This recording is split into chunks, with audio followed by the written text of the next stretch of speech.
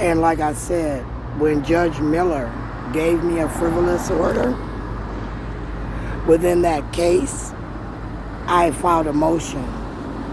I challenged her. I took the time to go to the 24th floor and look up frivolous. And there was no law that could be used that deemed me lifetime frivolous.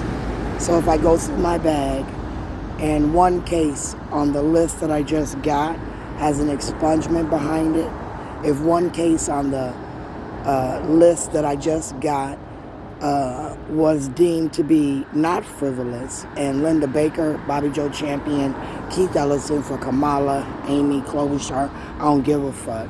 Keith, Bobby, anybody's seat, Ilhan Omar. Remember now, when my name, Sharon Martin, bought my phone, which wasn't through Barack Obama's free phone line, I said that was the commissioner under Mark Dayton who was pre-investigated for crimes she had not committed, Ms. Guzman, that she was now committing. And she thought that under double jeopardy, she couldn't be recharged Simpson House shelter for crimes she's doing now, specific to the disabled, where I thought Tim Walz, if Kamala Harris loved how he targeted certain people in races, where I just showed you the education, how I can use that shit with you, against you, and then now target you as a group of politicians using donations that you've collected from people that, like me, have had their services and supports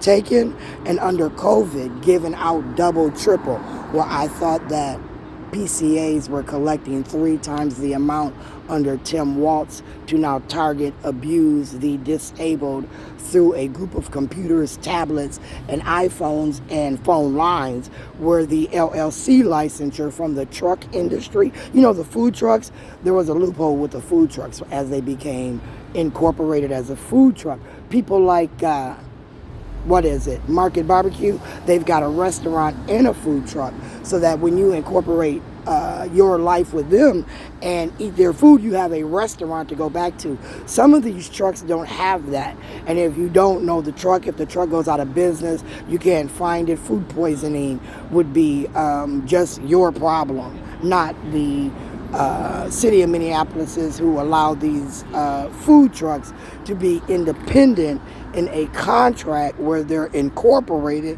as their own food truck, which for me violated my rights. I don't like eating off of certain food trucks because, like I said, I can't track back how long you've had the food, how long you've had the license. I can't even track if you go to the food shelf and get food from the food shelf and then sell it out your food truck. These weren't things that I could track, so then therefore I could not go to the food trucks, right? I just couldn't do that because their girlfriends could go to the motherfucking free food line, get the onions and the potatoes and all that bullshit y'all giving away, and then they're selling it at $20 a plate off the food truck, and then they file at the end of the year they didn't make no money. Why? Because they are self-employed and we can't track how much money they make. And again, we don't even get to track how much food they buy, because they could pick a receipt up just by walking through the store and say, well, I bought that, when they really fucking didn't.